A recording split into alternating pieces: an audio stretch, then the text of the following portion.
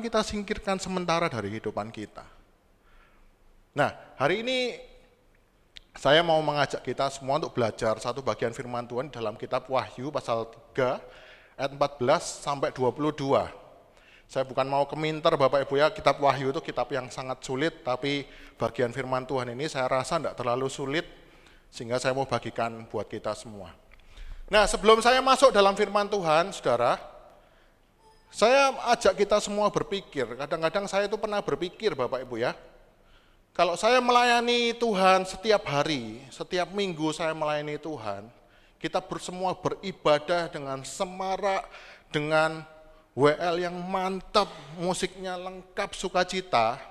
Saya cuma membayangkan satu hal Bapak Ibu, ini cuma angan-angan saya ya. Seandainya Rasul Paulus, saudara tahu Rasul Paulus yang mendirikan banyak gereja, yang dia merintis gereja-gereja, khususnya di Asia, itu saudara bayangkan suatu saat dia masuk ke gereja kita, apa yang dia komentari Bapak Ibu? Coba kita pikir sedikit. Kadang-kadang saya kalau misalkan melayani Tuhan, saya berkhotbah, itu sekarang-kali cuma membayangkan gimana ya kalau Rasul Paulus itu suatu saat datang ke gerejanya kita, kemudian dia melihat cara kita menyembah, cara kita berdoa, firman yang disampaikan, kemudian jemaatnya itu saling melayani bagaimana, setelah ibadah apa yang dilakukan. Apa yang dia komentari saudara? Dia masuk gini, saya membayangkan gini ya, dia masuk, wah bentar lagi tak tulis surat ini ya. Surat kepada jemaat di GPPS Efrata gitu. Hai jemaat Efrata, salam dari Rasul Yesus Kristus. Aku tahu pekerjaanmu. Engkau tidak dapat sabar terhadap pengajar-pengajar palsu. Ya kan, kita di sini benar-benar hamba Tuhan yang berkhotbah, bukan berarti saya benar saudara ya, tapi benar-benar difilter. Apakah pemahaman firman Tuhannya itu betul-betul. Ada beberapa jemaat yang Tuhan kasih surat, dia ngomong begini, aku tahu kamu tidak sabar terhadap pengajar-pengajar palsu. Kamu nggak bisa sabar dengan guru-guru palsu. Artinya jemaat di Smyrna kalau nggak salah, itu Tuhan puji, aku kagum sama kamu. Kamu benar-benar ngerti kebenaran. Kamu bisa membedakan mana yang palsu, mana yang asli. Kamu bisa membedakan mana hamba Tuhan benar, mana yang hamba Tuhan sesat. Bahkan kalau ada yang sesat, kamu benar-benar gak sabar, pengen mengusir orang itu dari gerejamu. Kalau di sini, sama saudara. Apalagi kalau saya jadwal, wah benar-benar. Saya gak mau jadwal orang yang khotbahnya meninggikan diri, atau mengajari sesuatu yang sifatnya kepentingan-kepentingan kita. Saya biasanya kalau jadwal orang, saudara, benar-benar saya cek dulu. YouTube-nya itu pernah khotbah di mana, ngomong apa. Itu saya cek benar-benar saudara, supaya benar-benar kita ibadah setiap hari minggu kita harus mendapatkan berkat. Nah itu salah satu contohnya surat kepada 7 jemaat yang Tuhan sampaikan kepada jemaat di Smyrna. Hari ini saya mau mengajak kita semua membuka Alkitab kita di dalam Wahyu pasal yang ketiga ayat 14 sampai yang ke-22. Saya permisi ambil minum dulu, saudara.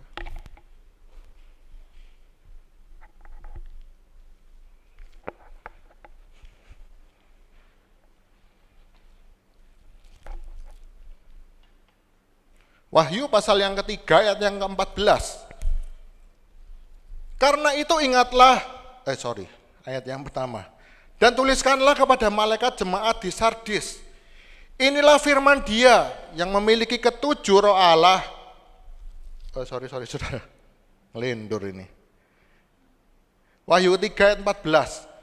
Dan tuliskanlah kepada malaikat jemaat di Laodikia. Inilah firman dari Amin, saksi yang setia dan benar, permulaan dari ciptaan Allah. Saudara hati-hati kalau baca permulaan dari ciptaan Allah, ini juga salah satu ayat yang dipakai oleh saksi-saksi Yehova untuk mengatakan bahwa Yesus itu adalah ciptaan Allah yang pertama. Padahal kalau di teks aslinya, di terjemahan aslinya dikatakan bahwa sumber ciptaan Allah. Artinya Yesus bukan ciptaan, tapi dia adalah pencipta. Dia adalah Allah yang menjadi manusia. Dia Allah yang bukan pernah tidak ada, tapi dia adalah Allah yang kekal. Yang melalui dia segala sesuatu diciptakan. Jadi semua ciptaan Allah berasal dari Sang Firman ini, dari Tuhan Yesus Kristus. Ayat yang ke-15, aku tahu segala pekerjaanmu, engkau tidak dingin dan tidak panas, alangkah baiknya jika engkau dingin atau panas. Jadi karena engkau suam-suam kuku dan tidak dingin atau panas, aku akan memuntahkan engkau dari mulutku. Karena engkau berkata, aku kaya dan aku telah memperkayakan diriku dan aku tidak kekurangan apa-apa.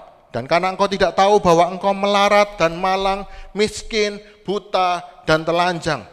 Maka aku menasihatkan engkau supaya engkau membeli daripadaku emas yang telah dimurnikan dalam api, agar engkau menjadi kaya dan juga pakaian putih supaya engkau memakainya, agar jangan kelihatan ketelanjanganmu yang memalukan, dan lagi minyak untuk melumas matamu, supaya engkau dapat melihat. Ayat yang ke-19. Barang siapa kukasihi, ya kutegur dan kuhajar, sebab itu relakanlah hatimu dan bertobatlah. Lihat, aku berdiri di muka pintu dan mengetok. Jikalau ada orang yang mendengar suaraku dan membukakan pintu, aku akan masuk mendapatkannya dan aku makan bersama-sama dengan dia, dan ia bersama-sama dengan aku. Barang siapa menang, ia akan kududukan bersama-sama dengan aku di atas tahtaku, sebagaimana aku pun telah menang dan duduk bersama-sama dengan Bapakku di atas tahtanya. Siapa bertelinga, hendaklah ia mendengarkan apa yang dikatakan Roh kepada jemaat-jemaat. Amin. Saudara yang pernah tahu Pak Titi menjelaskan sekilas beberapa jemaat adalah bahwa kitab Wahyu ini ditulis kepada gereja-gereja yang dirintis oleh rasul-rasul di zaman abad yang pertama. Seharusnya kitab Wahyu ini benar-benar untuk menguatkan jemaat-jemaat, untuk menegur jemaat-jemaat, tapi seringkali kitab Wahyu dijadikan firman Tuhan untuk menakut-nakuti kita, supaya kita semakin sungguh-sungguh karena nanti akan ada bencana. Padahal waktu itu juga sudah ada bencana, terus sekarang diancam lagi bencana. Padahal tujuannya kitab Wahyu ditulis adalah supaya gereja Tuhan sadar bahwa ketika Yesus naik ke surga, dia tidak meninggalkan jemaatnya, tapi dia mengutus penolong yang lain namanya Roh Kudus dalam kehidupan kita. Nah, kalau saudara perhatikan dari jemaat yang pertama sampai jemaat yang ke-7, 6 jemaat yang lain itu semuanya kadang dipuji sama Tuhan, tapi juga ada yang dicela. Aku tahu pekerjaanmu, kamu semangat luar biasa, tapi aku mencela engkau karena kehilangan kasih mula-mula. Ada yang satu lagi, aku tahu pekerjaanmu, engkau dianiaya tapi tetap kuat. Engkau tidak sabar kepada pengajar palsu, engkau ngerti kebenaran, tapi aku mencela engkau. Karena ada beberapa yang kompromi. Masih ada roh Isabel, perzinahan, nabi-nabi palsu masih diizinkan di beberapa gereja. Tapi saudara, di jemaat Laodikia ini adalah jemaat yang benar-benar enggak ada pujiannya sama sekali dari Tuhan. Ini yang paling mengerikan saudara. Jemaat Laodikia Tuhan ngomong apa? Kamu tidak dingin atau tidak panas, aku akan memuntahkan engkau. Itu satu bahasa yang kasar luar biasa Bapak Ibu. Enggak pernah loh, ada gereja di kitab Wahyu, Tuhan ngomong, aku akan memuntahkan engkau. Kalau bahasa Surabayanya, aku nih belenek sama gereja ini. Aku nih belenek sama kamu. Karena apa? Engkau tidak dingin atau tidak panas. Nah seringkali orang mengatakan bahwa tidak dingin atau tidak panas tuh ya kalau kita ke gereja kadang datang, kadang enggak, kadang on time, kadang enggak. Sebenarnya ya itu termasuk salah satu suam-suam kuku, ya jelas-jelas itu sudah kehilangan semangat. Tapi Tuhan tuh ngomong, alangkah baiknya jika engkau dingin atau panas. Tidak mungkin berarti artinya alangkah engkau sungguh-sungguh atau sekalian nggak sungguh-sungguh. Nah mungkin itu artinya Bapak Ibu. Karena apa? Tuhan tuh ngomong, kamu lebih baik panas atau dingin. Jadi tidak mungkin kamu tidak semangat, oh ya lebih baik tidak semangat. Tidak sesuai konteksnya Bapak Ibu. Karena Tuhan setelah itu Bapak Ibu lihat, waktu Tuhan ngomong, kamu ini suam-suam kuku, aku memuntahkan engkau, nasihat-nasihat berikutnya bukan Tuhan begini, maka itu kembalilah sungguh-sungguh beribadah. Jangan malas-malesan. Ayatnya tidak ngomong begitu Bapak Ibu. Ayatnya tidak ngomong, gereja Laodikia kamu suam-suam kuku, maka setelah itu kamu harus semangat. Kamu harus kembali berapi-api. Kamu dulunya ada doa malam, sekarang enggak ada, balik adakan doa malam lagi. Bukan begitu loh Bapak Ibu. Yang dimaksud suam-suam kuku, kita akan belajar sama-sama. Kenapa Laodikia itu, enggak bisa ya. Tolong dibantu aja.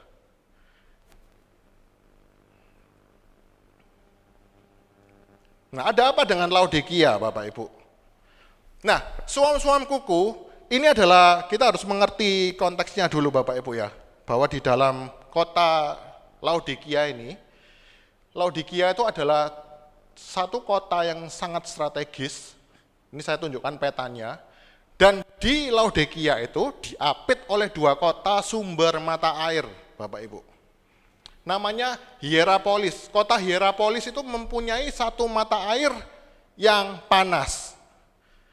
Panas itu seperti mengandung ada obatnya, seperti belerang. Kalau mungkin sekarang belerang bisa dibuat obat.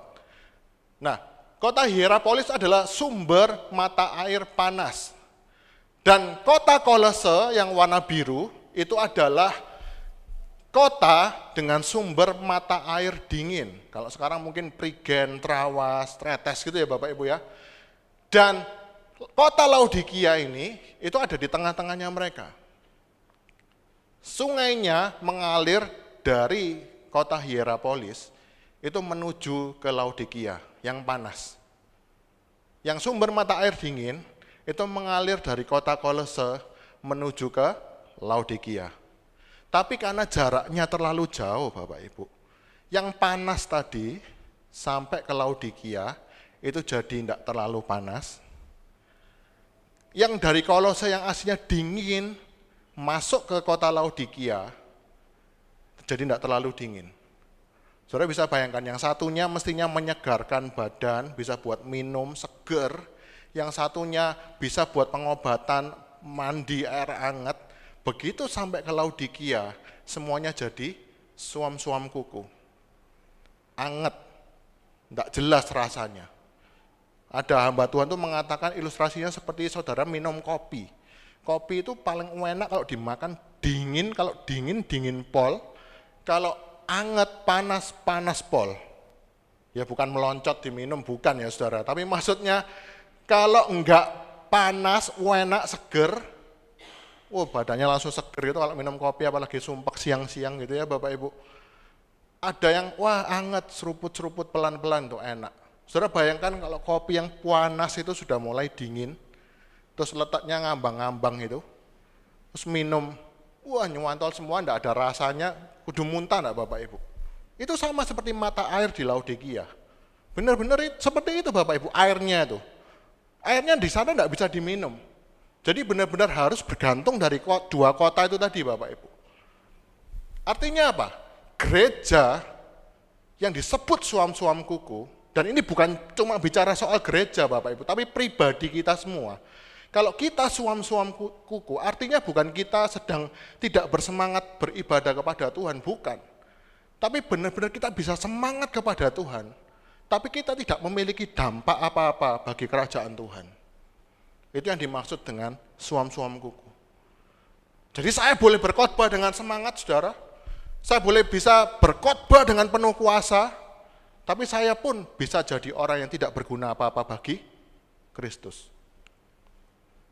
Makanya saya setiap kali belajar kebenaran firman Tuhan, saya ketika melayani, ketika saya merasa hebat, Saya benar-benar harus cek hati saya.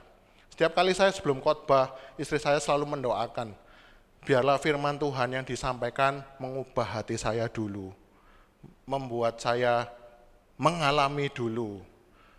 Itu kan sebenarnya kalau kita dengar itu rada enggak enak ya. Supaya pengkhotbah itu jangan munafik, jangan sombong, jangan ini. Tapi itu semua harus Bapak Ibu. Karena banyak hamba-hamba Tuhan jatuh. Kelihatan pelayannya luar biasa. Tapi benar-benar di dalam hidupnya itu tidak ada Kristus.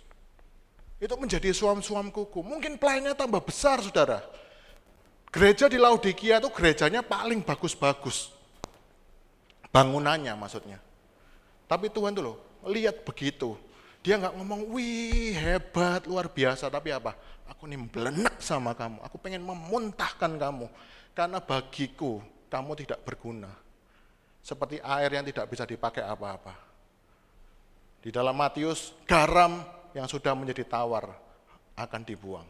Sama seperti keadaan jemaat di Laodikia. Ini mengerikan Bapak Ibu. Saya beberapa kali diminta Pak Titi untuk menggantikan di tempat lain. Saya ada sekali waktu pernah diminta di satu desa yang agak jauh. Saya melihat itu benar-benar hati saya tersentuh. Saya ibadah jam 7 saudara, saya datangnya mepet karena nyari jalan, saya salah jalur. Jam 7 tet, itu semua jemaat itu penuh loh saudara. Ada kalau saya hitung itu yang lantai 1 100 orang, yang atas mungkin ada beberapa orang 30-an. Itu jemaat terbanyak yang pernah saya khotbah di depan mereka. Agak grogi saudara. Tapi saya dalam hati itu mikir, waduh, dalam hati ini saya ini kasihan sama orang-orang ibu-ibu semua saudara. Rata-rata usianya sudah 50 sampai 70, mereka benar-benar sungguh-sungguh datang kepada Tuhan. Jam 7 tet saudara, saya itu enggak ingat ada orang yang keluar masuk untuk karena terlambat gitu benar-benar. Sungguh-sungguh mereka datang kepada Tuhan dengan hati yang sungguh-sungguh. Dalam hati saya mikir, waduh, saya semakin kasihan saudara lihat orang-orang seperti itu. Mereka tuh sungguh-sungguh rindu cinta akan Tuhan. Tapi kadang-kadang pengertian mereka kepada Tuhan itu salah.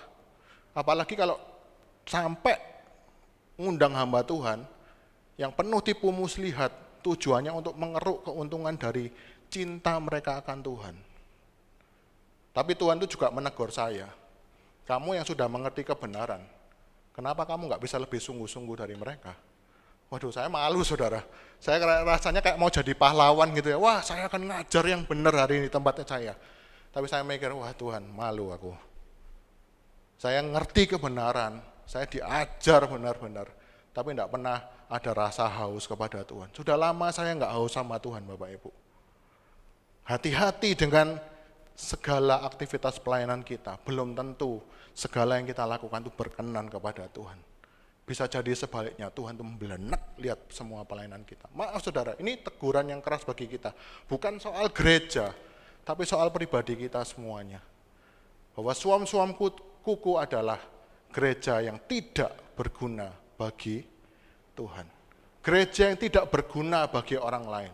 Hidup yang tidak berguna bagi orang lain. Jangan sampai saya waktu khotbah, saya sebelum khotbah jadi baik sama istri dan anak saya, setelah khotbah nggak ada jadwal khotbah langsung jadi orang yang kuasar gitu.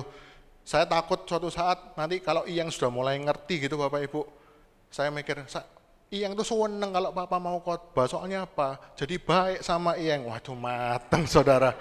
Itu serem banget saudara kalau sampai keluarga kita tuh menilai kita hebat di mimbar, tapi kalau di belakang orang kita datang itu jadi takut semua. Waduh, dijauhkan kiranya semua dari hal-hal seperti itu Bapak Ibu. Amin. Kita mengerti yang pertama, suam-suam kuku itu bukan berarti, oh orang ini kadang semangat, kadang sungguh-sungguh, kadang giat buat Tuhan, kadang nggak giat sama Tuhan, kadang asal-asalan sama Tuhan, dulunya doa sungguh-sungguh. Ya itu bagian memang dari suam-suam kuku. Kalau kita mulai nggak sungguh-sungguh, otomatis kita nggak lagi memandang Kristus. Tapi poin utamanya adalah, Suam-suam kuku ini bukan bicara soal aktivitas rohani. Tapi suam-suam kuku adalah keadaan di mana kita tidak memerlukan Kristus, tidak berdampak bagi sekitar kita. Nah, kenapa? Yang kedua Bapak Ibu, kenapa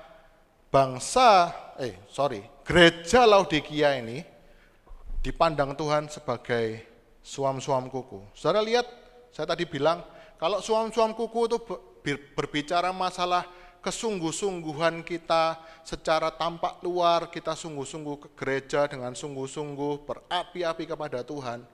Kalau berbicara soal itu, maka pesan Tuhan itu harusnya seperti yang saya bilang tadi, kamu mulai kendor rohaninya, mulai kehilangan saat teduh, maka sekarang kamu harus saat teduh sungguh-sungguh. Enggak. Tapi perkataan Tuhan kita lihat apa? Saudara, saya mau bacakan ayat 16-nya.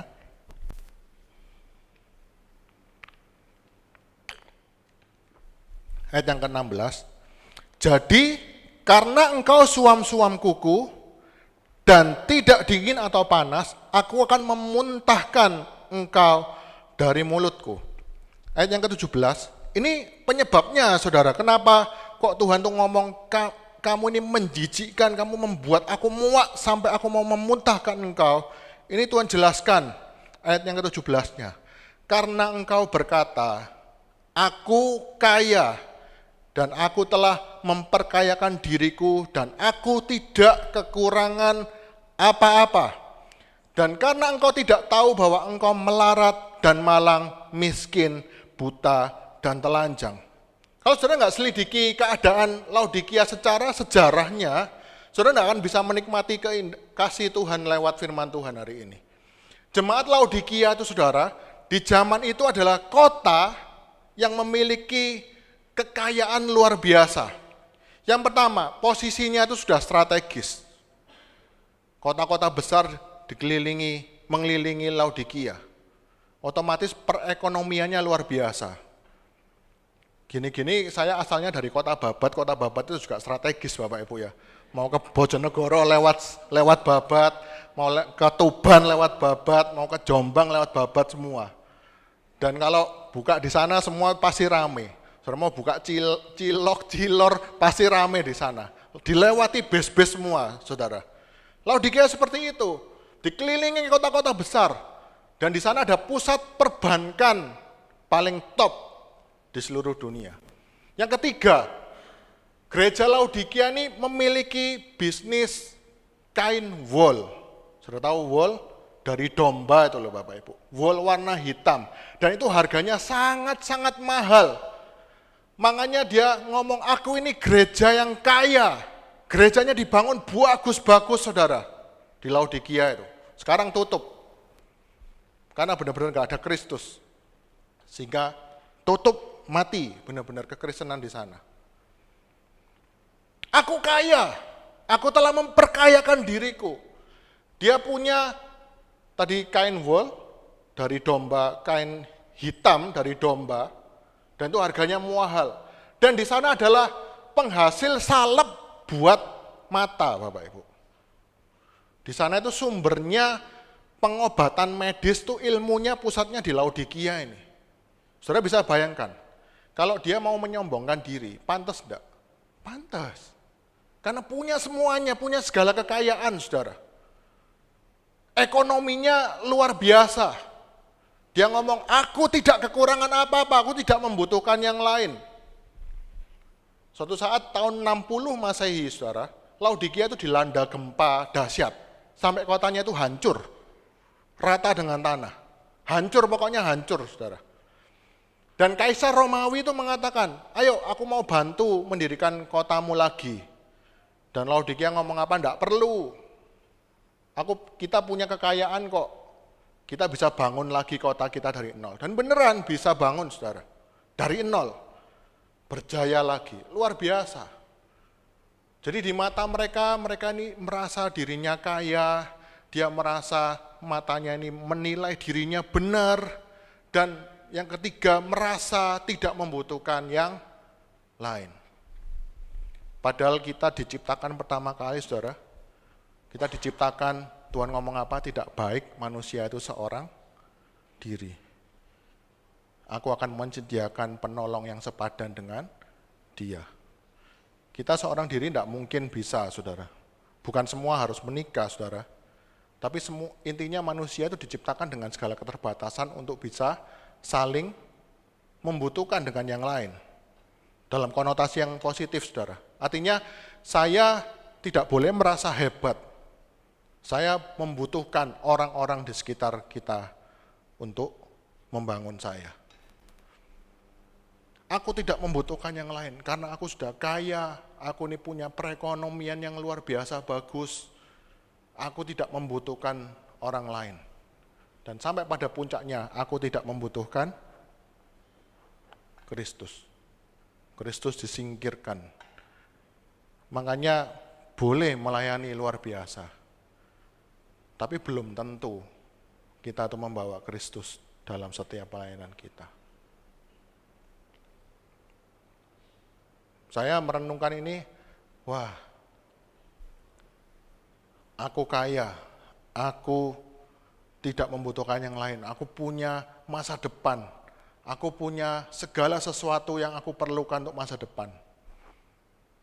Saya berdoa, ya terima kasih Tuhan buat segala yang Tuhan sudah kerjakan, tapi dalam hati kita, ini semua adalah usahaku. Aku sebenarnya tidak perlu Kristus, karena semua aku bisa peroleh dengan tanganku sendiri.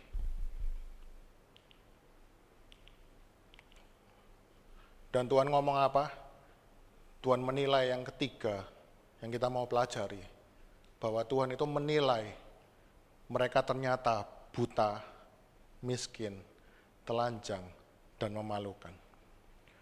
Orang-orang yang benar-benar tidak bergantung kepada Tuhan, itu Tuhan tuh mau katakan, hati-hati dengan penilaianmu terhadap dirimu sendiri. Hati-hati dengan kamu merasa apa, itu belum tentu kebenaran.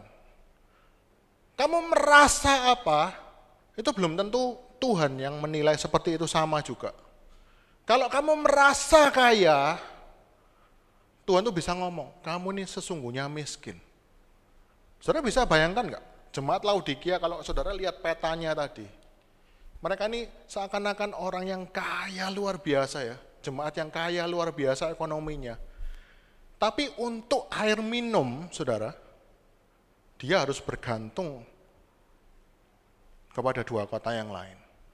Kok bisa mereka merasa tidak membutuhkan apa-apa? Saya membaca satu tafsiran. Mereka tuh tidak mengerti, mereka begitu bergantungnya dengan dua mata air ini. Sampai kalau suatu saat salah satu mata air ini dikuasai musuh, sudah hancur kehidupannya. Benar enggak, saudara? Misalkan air panas ini ditutup sama musuh, diblok gitu ya, dibuntu sama musuh, Laodikia sudah enggak bisa apa-apa. Demikian juga air dingin. Untuk minum, untuk hidup sehari-hari, mereka enggak sadar bahwa mereka itu ternyata miskin. Tampak kaya, tapi di hadapan Tuhan, wah, hidupmu ini loh benar-benar rapuh. Hidupmu ini benar-benar rapuh. Saudara bisa punya kekayaan luar biasa, tapi kalau saudara tidak meletakkan hidup saudara di tangan Tuhan, hidup kita ini sangat-sangat rapuh, saudara. Saya beberapa hari juga cukup khawatir, saudara. Saya ini mikir, aduh, dapat uang segini ya. Kadang-kadang kalau ada kebutuhan hidup itu kok bisa ya, kok bisa pekpok gitu loh, saudara. Mangkel enggak, saudara? Dapat berapa? Wih, tiba-tiba ada acara ini harus ngamplopi gitu. Wih, dapat berapa, keluar berapa. Saudara bisa bayangkan enggak?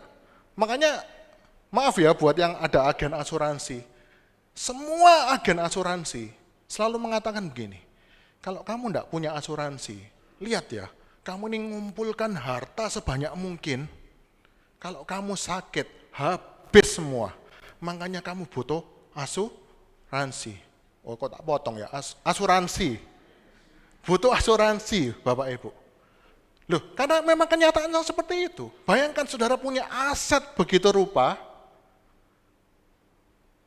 terus naik tangga saudara, kecekluk, melengse, terus kepalanya ini ketatap sama pegangannya tangga. Bisa habis enggak harta saudara? Bisa.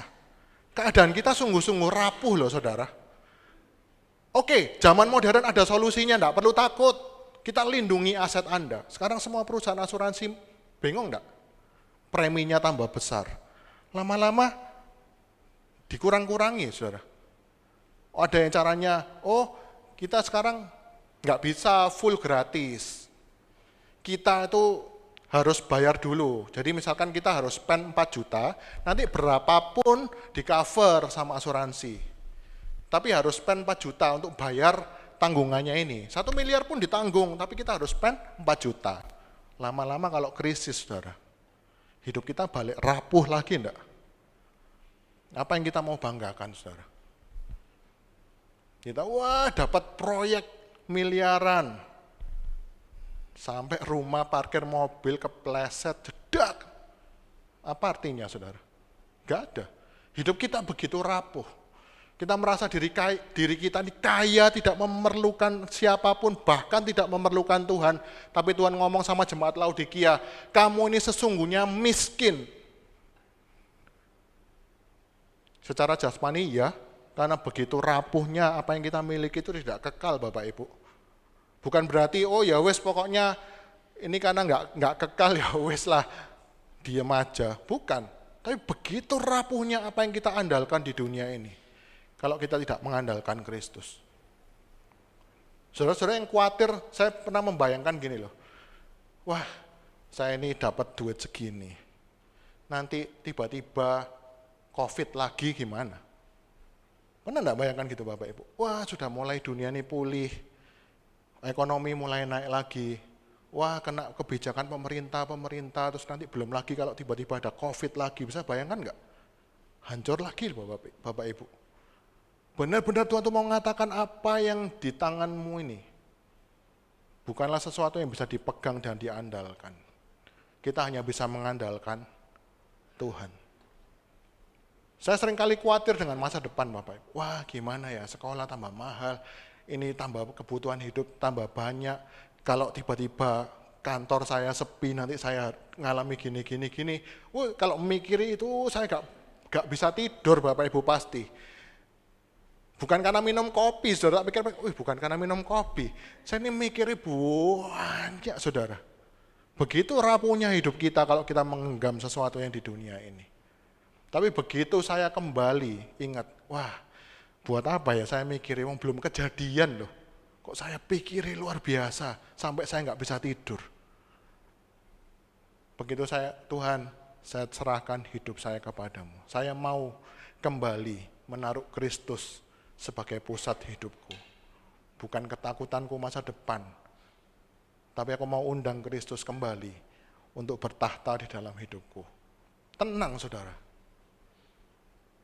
Benar-benar waktu saudara gelisah, apalagi saudara punya anak, mau menikah misalnya, waduh nanti suaminya ya apa, masa depannya gini. Wah semua itu, hitungan jari itu semua bisa hancur saudara. Sudah dimilih suami yang baik, istri yang baik semua. Bisa dalam sekejap orang itu berubah saudara. Hidup kita tuh begitu rapuh kalau kita berserah hanya kepada sesuatu yang fana. Kita mau kendalikan segala sesuatu itu, enggak bisa saudara. Tuhan ngomong, kamu ini kelihatannya kaya, tapi sebenarnya kamu tak kasih tahu ya, hidupmu ini benar-benar rapuh di mataku. Apa yang kamu andalkan? Mata air kamu loh harus bergantung dari 2 tempat. Kok kamu sombong merasa tidak perlu Kristus?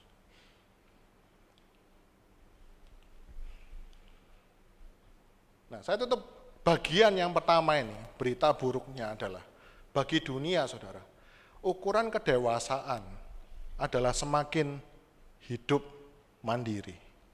Kalau saudara punya anak, semakin anak itu dewasa, dia harus bisa melakukan banyak hal tanpa bantuan orang tuanya. Benar? Tapi bagi Allah, saya mau beritahu saudara, saya mau bagikan ini. Semakin dewasa rohani, maka semakin orang itu harus bergantung kepada Tuhan.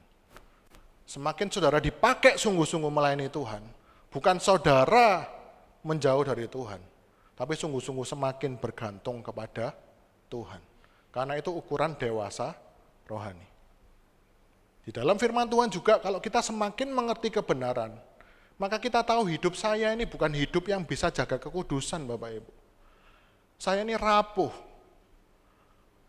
Kena apa sedikit bisa dengan mudah jatuh. Oleh sebab itu kalau semakin kita mengenal kebenaran, maka seharusnya kita harus bergantung kepada Tuhan. Penilaian Tuhan itu berbeda dengan dunia. Kamu kaya, ternyata kamu miskin. Kalau dunia mengatakan dewasa rohani itu semakin tidak perlu bergantung sama siapa-siapa. Tetapi di hadapan Tuhan, semakin orang dewasa rohani, dia benar-benar bergantung kepada Tuhan. Makanya Tuhan ngomong apa? Berbahagialah orang yang miskin, karena dia akan melihat kerajaan Allah. Saudara semua tahu miskin artinya apa? Kata-kata miskin zaman itu adalah untuk besok makan aja enggak tahu makan apa. Dia harus bergantung kepada Tuhan. Kalau kita kan besok mau makan siapa Bapak Ibu ya. Kerjaan mau nyikat siapa.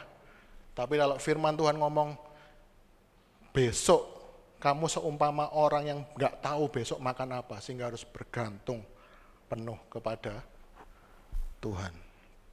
Yang pertama, itu teguran yang keras luar biasa dari Tuhan bagi jemaat di Laodikia. Sekarang saya mau sampaikan berita anugerahnya apa, saudara. Yang pertama di dalam ayat yang ke-18, kita buka sama-sama.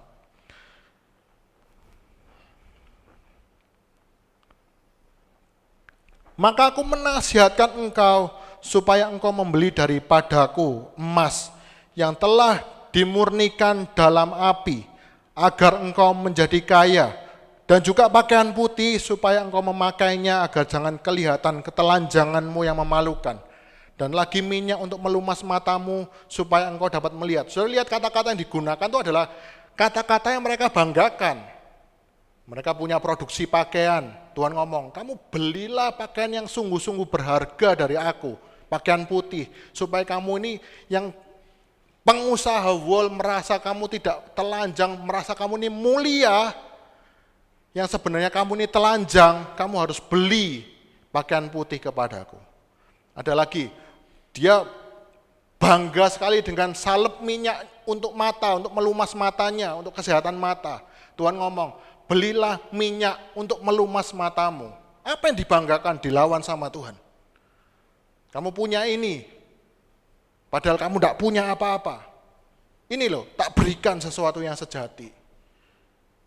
Emas yang dimurnikan dalam api, engkau pusat perbankan, engkau punya segala harta, tapi semuanya itu bukan sesuatu yang bisa engkau andalkan. Beli daripadaku semua hal yang sejati ini. Kalau orang menilai diri terlalu bagus, saudara, dia nggak bisa menilai dirinya sendiri dengan sesuatu yang benar-benar kacamatanya Tuhan. Orang-orang sangat memalukan. Di dalam pekerjaan Tuhan, nggak usah jauh-jauh, saudara. Kalau seseorang menilai perannya di dalam gereja, di dalam pekerjaan Tuhan luar biasa, sebenarnya memalukan, saudara. Nggak usah Tuhan, kita sendiri kadang malu kok sama orang kayak gitu. Wih kok bisa ya, di mana-mana ngomong, wah kalau bukan karena aku pekerjaan Tuhan nggak mungkin bisa jalan. Memalukan, saudara. Orang-orang yang tidak bergantung kepada Tuhan itu benar-benar memalukan. Dan Tuhan mau berikan petunjuk hari ini, bahwa semua yang sejati yang bisa kita andalkan hanya diperoleh dari dalam Tuhan. Manusia sebenarnya minggu lalu kita belajar diciptakan Tuhan, sebenarnya dikasih banyak keahlian untuk memuliakan Tuhan. Tapi karena dosa dipakai untuk memuliakan diri sendiri. Padahal kepuasan sejati adalah ketika kita sungguh-sungguh melakukan semuanya untuk Tuhan. Tuhan menyatakan apa yang sejati hanya di dalam Allah. Saya kutipkan satu tokoh Bapak Gereja yang sebagai landasan doktrin reform. Orang ini ngomong gini Bapak Ibu, Agustinus dari Hippo. Our heart are restless until they rest in you. Hati kita itu selamanya tidak akan bisa tenang selama kita beristirahat di dalam Tuhan. Kalau saudara pelajari siapa Agustinus ini, saudara. Dia ini adalah orang yang masa mudanya, betul-betul dari masa mudanya, mengalami hidup yang enggak karu-karuan. Yang buruk luar biasa. Sampai ibunya namanya Monica, itu tiap hari berdoa sama Tuhan. Kapan-kapan nanti saya mau bagikan peran orang tua, saya baca, wah luar biasa. Ternyata peran orang tua dalam kehidupan rohani anak-anak itu luar biasa. Ibu Monica ini sampai melihat kehidupannya Agustinus ini, waduh, dia berdoa sama Tuhan, Tuhan tolong tangkap anakku, pulihkan anakku. Gak karu-karuan hidupnya dalam perjinahan, percabulan. Agustinus ini Bapak Ibu. Mamanya tiap hari berlutut sama Tuhan, sampai diketawain sama suaminya. Doamu gak ada gunanya, itulah anakmu tambah parah. Tapi syukur mamanya gak pernah berhenti berdoa. Mamanya terus berdoa. Sampai suatu saat Agustinus ini bertemu dengan Tuhan.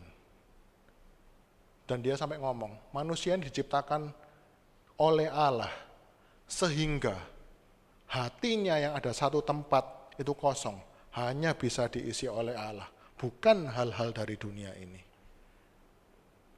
Makanya dia bilang, hatiku ini tidak bisa beristirahat, kecuali aku beristirahat di dalam Tuhan.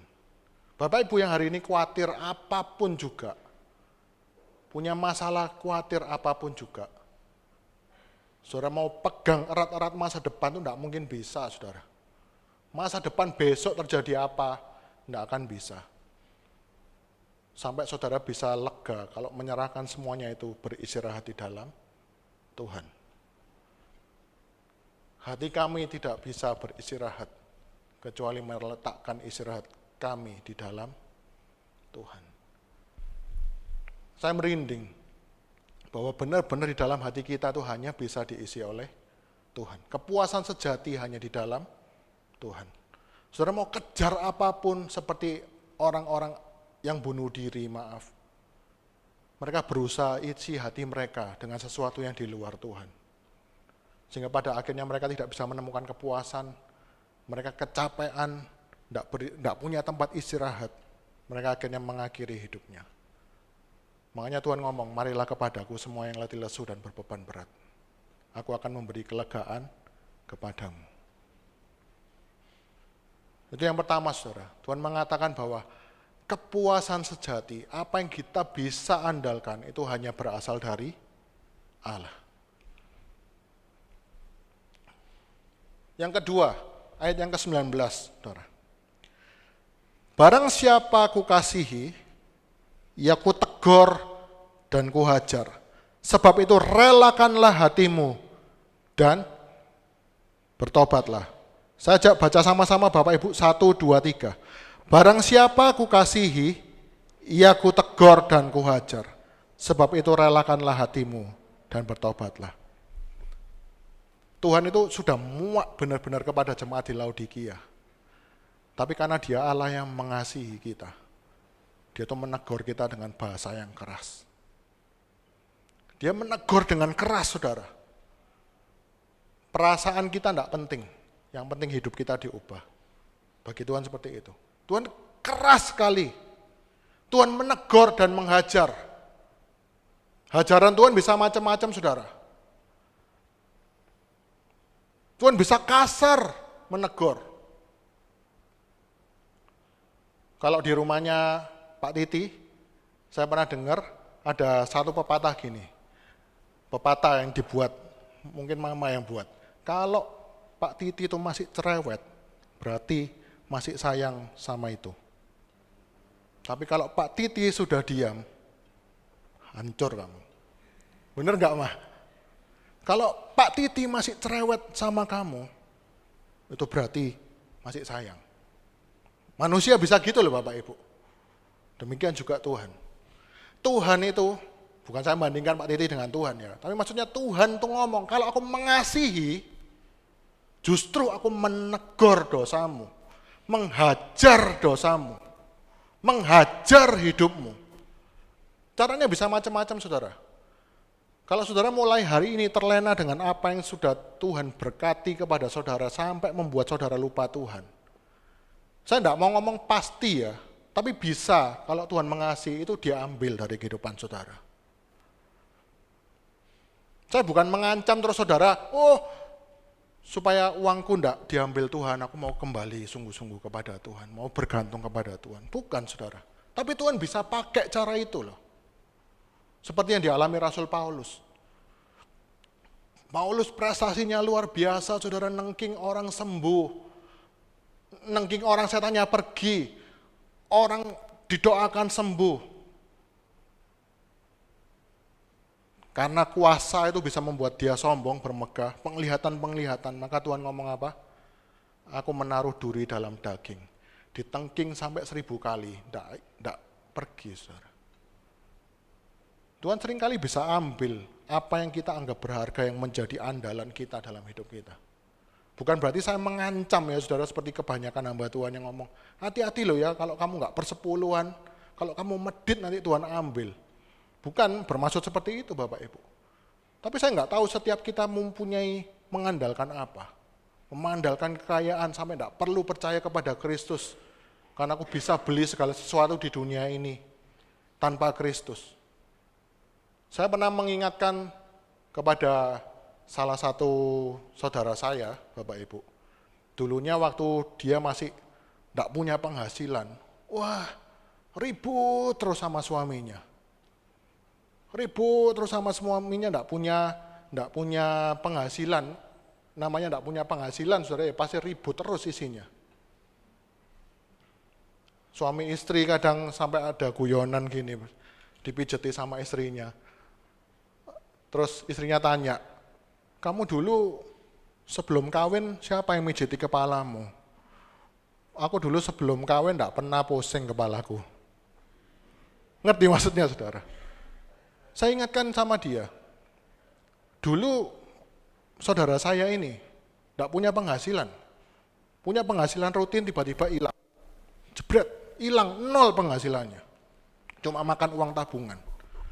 Tiap hari gelisah, nangis, tukaran sama suaminya, tukaran sama mertuanya, tukaran sama banyak orang, saudara. Namanya orang tidak punya duit ya semua diajak tukaran, benar tidak, saudara?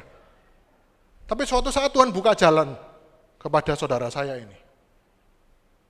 Punya usaha yang luar biasa. Saya iseng ketemu, hari ini gereja di mana? Gak gereja. Soalnya repot. Minggu depannya lagi. Enggak ke gereja. Oh ya, nanti ae sing 2:30. Sekarang kan enak kayak milih food court gitu ya. Oh, bangun telat dikit, ucek-ucek kepala. Wah, jam 12. Ya wis milih yang jam 2 aja. Kalau di sini kan enggak bisa, saudara datang jam 2 ya ibadah sama Kak Wida ya, benar. Sekarang kan enak, saudara. Jam 7 ada, jam 9 ada, jam 11 ada, jam 1 ada. Saudara ke mall, datangnya telat, mau ibadah jam 10, telat, wes nanti aja jam 12, ke food court dulu, enak saudara ya. Saya kemarin sempat WA sama saudara saya, kamu ingat toh keadaanmu yang dulu, waktu kamu enggak punya penghasilan sampai sekarang, kamu nangis-nangis bergantung sepenuh sama Tuhan. Tapi ketika Tuhan berkati hidupmu, kamu kok malah sekarang merasa doa nggak penting, ibadah nggak penting. Hati-hati loh.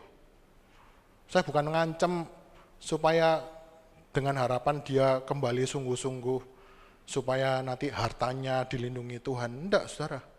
Kalaupun dia sungguh-sungguh ada kemungkinan Tuhan izinkan satu saat mengalami apa ya bisa jadi. Tapi intinya supaya kembali bergantung kepada Tuhan. Karena hidupmu tuh rapuh. Hidup kita ini rapuh. Makanya Tuhan tuh ngajar kita dengan keras, saudara. Kalau saudara baca di Mazmur 73, kita seringkali melihat orang-orang itu iri. Tuhan, kok ada ya orang ini tidak sungguh-sungguh sama Tuhan. Orang tidak cinta Tuhan. Orang bikin dosa banyak, tapi kok hidupnya lempeng aja. Bikin dosa, usahanya tambah diberkati. Korupsi tambah diberkati. Perzinahan, tambah bisnisnya lancar. Kenapa Tuhan? Penulis Mazmur sampai ngomong gitu sama Tuhan. Dan Tuhan kasih jawaban apa? Mazmur nulis, sesaat lagi mereka akan tergelincir dan akan jatuh. Jangan pikir ketika kita hidupnya lempeng-lempeng, berbuat dosa, bisa lancar, tambah mengalami hal yang enak-enak. Jangan dipikir itu berkat Tuhan, saudara. Itu justru adalah murka Tuhan yang menyala-nyala sampai dia membiarkan kita lolos melakukan dosa apapun. Justru waktu Tuhan mengasihi kita, dia akan tegur kita, hajar kita dengan keras. Tancapkan dalam pikiran kita, Bapak Ibu. Kalau Tuhan mengasihi kita, dan ketika kita memilih ilah yang lain, dosa yang lain, kalau dia mengasihi kita, akan tarik kita habis-habisan. Tidak peduli kita sakit apa enggak. Yang penting kita dilepaskan dari sesuatu yang membuat dia hancur. Saya pernah katakan Allah itu pencemburu. Sampai kebablas emosi saya ngomong cemburu buta, Bapak Ibu ya. Tapi maksudnya untuk menekankan bahwa Allah itu benar-benar tidak main-main kalau sama hidup kita, saudara. Kadang-kadang kita dibiarkan kecewa, sakit hati, terus mengalami masalah yang berat, yang luar biasa. Karena Tuhan mau menunjukkan kepada kita bahwa di luar aku, hidupmu tidak bisa berbuat apa-apa. Hidupmu nggak makin enak, nggak makin sejahtera. Mungkin secara finansial kamu di luar aku bisa semakin bertambah. Tapi pada kenyataannya, hidupmu akan semakin hancur. Makanya Tuhan hajar luar biasa. Dan kalau Tuhan sudah diam terhadap dosa kita, itu tanda bahaya bagi kita. Diamnya Tuhan ketika kita hidup dan menikmati dosa-dosa kita adalah sebuah alarm bahaya. Kita sendiri kalau lihat anak kita, saudara, mulai melenceng hidupnya. Kalau kita sayang sama dia, kita akan hajar habis-habisan. Contoh sederhana, anak saya dikasih main HP, saudara. Dikasih waktu. Tapi kalau sudah tiap hari HP-an, terus tiap hari nangis, ngecek minta HP gitu. Wah, tak marahi sungguhan, saudara. Karena saya sayang sama dia. Kalau wes tak jar-jarno, saudara, itu artinya saya sudah nggak mau ngurus lagi. Entah saya ini ayah yang tidak baik, atau ayah yang benar-benar sudah putus asa membiarkan kita. Tapi kalau kita anaknya Tuhan, Tuhan tidak pernah putus asa akan hidup kita. Dia akan menghajar kita, menarik kita dari segala sesuatu yang membuat hidup kita hancur. Yang ketiga, yang terakhir, ayat yang ke-20.